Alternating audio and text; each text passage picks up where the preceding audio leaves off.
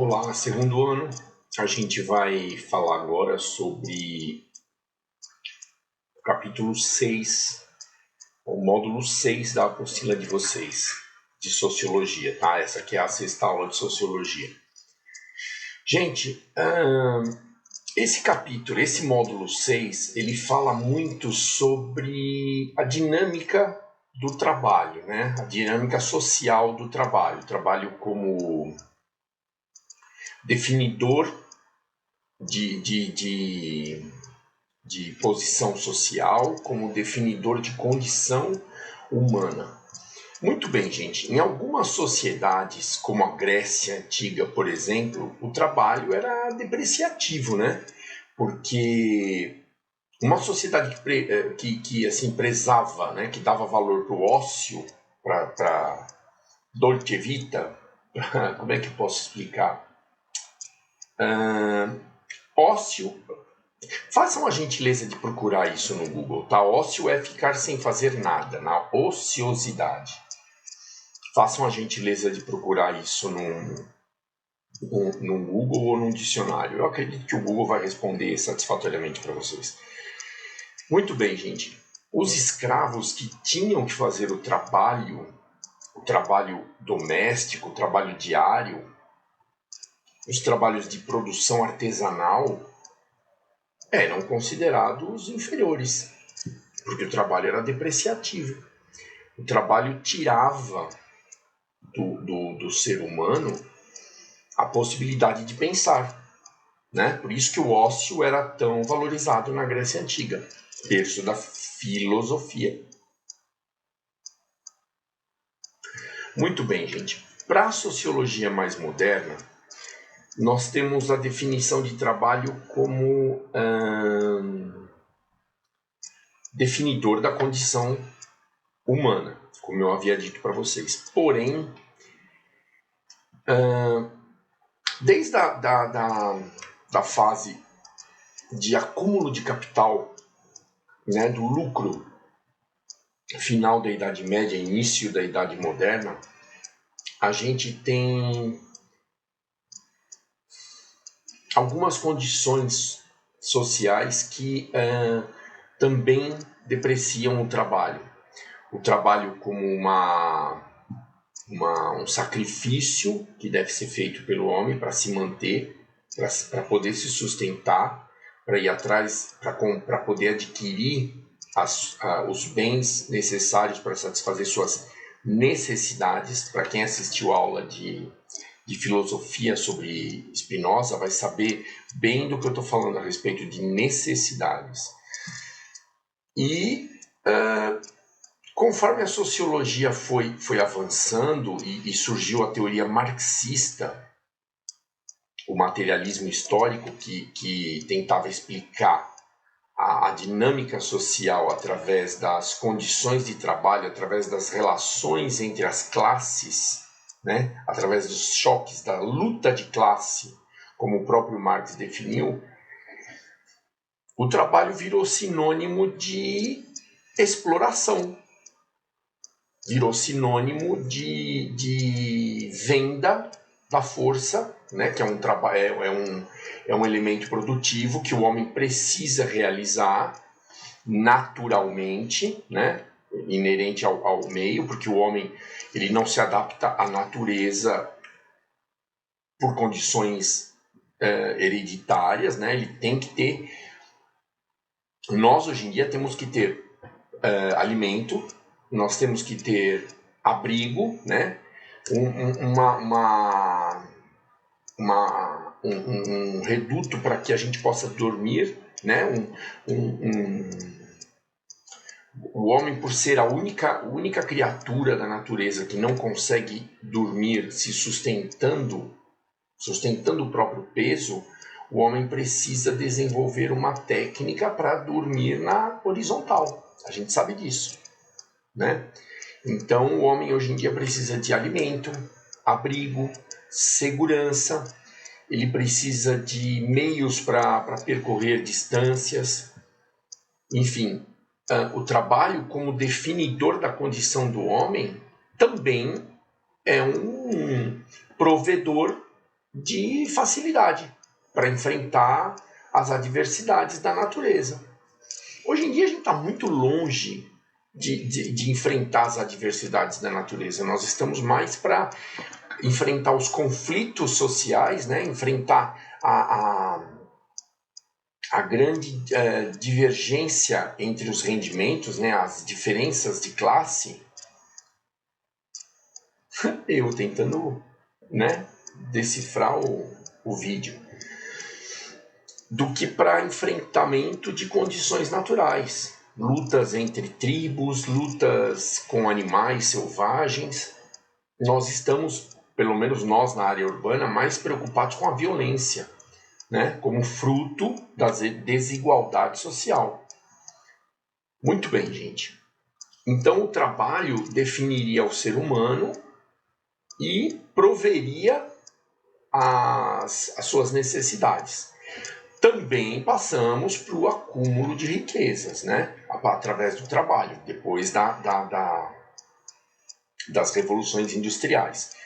O ser humano passou a ser empreendedor e acumulador de capital, né? Acumulador de capital e passou a querer desfrutar cada vez de mais privilégios, enquanto que outros indivíduos, outros homens, teriam que trabalhar para o seu sustento. Na opinião do professor, isso é uma questão até de vontade, né? Traduzindo para termos bem acessíveis, o que você quer fazer da sua vida, né? Qual é o seu objetivo? Tanto pode ser um empreendedor, um acumulador de capitais. Isso não significa que você não vai trabalhar. Isso significa que você vai trabalhar administrando meios de produção, né? A terra, o capital e a força de trabalho. Como você pode ser um trabalhador braçal. Como você pode ser um trabalhador intelectual, mas não um empreendedor. Percebe? Você vai servir um empreendedor e vai obter seu rendimento. Muito bem, gente. Existem várias relações de trabalho hoje em dia. Os trabalhos determinam nesse nosso mundo capitalista, os trabalhos determinarão as nossas posições sociais. Muito bem, gente. Na apostila também existe uma menção, né? Existe uma citação a respeito do trabalho como obrigação para o homem e o trabalho do animal. É exatamente isso que eu falei. Os homens trabalham com uma finalidade, ou de prover as suas necessidades básicas, ou de acumular lucro, né? Acumular capital. Já o animal, na natureza, ele trabalha por uma questão de herança genética. Ele precisa construir abrigo, ele precisa trabalhar para encontrar alimento. Até a galinha ciscando num terreno, aquelas galinhas livres, também estão trabalhando, estão procurando alimento. Percebem? Né? Porque ninguém vai lá dar o alimento no biquinho dela. Então, veja só, o animal ele trabalharia só para satisfazer suas necessidades. O ser humano ele pode fazer isso, mas ele pode ir além. O intelecto dele vai determinar qual é o ponto da jornada que ele quer chegar. Gente, nesse capítulo, o que eu achei mais importante para passar para vocês é a filosofia de Max Weber. Tá? Um filósofo contemporâneo e que propôs uma tese que eu acredito que quem foi meu aluno ano passado, acho que a gente falou sobre Max Weber, porque eu acredito ser muito importante. O livro do Max Weber, A Ética Protestante e o Espírito do Capitalismo, é um livro assim muito esclarecedor. Não só por uma questão de diferenças religiosas, mas veja, na no posicionamento religioso do protestantismo, do calvinismo, o trabalho ele é visto como uma dádiva, como uma bênção que o indivíduo pode receber. Então, o trabalho para ele é uma bênção. A execução do trabalho é uma alegria para o protestante, é uma satisfação. E o enriquecimento também é visto pelo protestantismo como uma consequência do trabalho. O enriquecimento é uma recompensa pelo trabalho dedicado do indivíduo protestante. Já a Igreja Católica não vê, a igreja cristã católica não vê isso como uma dádiva tão grande. A gente pode... Vamos fazer uma comparação entre os países do primeiro mundo, né, os que são protestantes. Assim, acho que o que tem maior concentração de protestantes são os Estados Unidos da América, que teriam acumulado, durante todo o período de industrialização, o maior capital do planeta. Os países mais ligados à religião, à ética cristã, à ética católica, são aqueles que veem o trabalho como uma exploração também. Mas olha, veja, tudo isso é uma questão de estudar história, porque na Idade Média a igreja se associava ao poder monárquico para que o servo trabalhasse para sustentar o senhor feudal, como todo mundo deve lembrar. Então, a igreja tomou um posicionamento um tanto quanto paradoxal, né? São duas pontas da régua, os 0 centímetros e os 30 centímetros. Enquanto na religião protestante o indivíduo que trabalha, o indivíduo que produz, o indivíduo que honra a sua capacidade elaborativa, ele é um abençoado, ele é um privilegiado. Na Igreja Católica,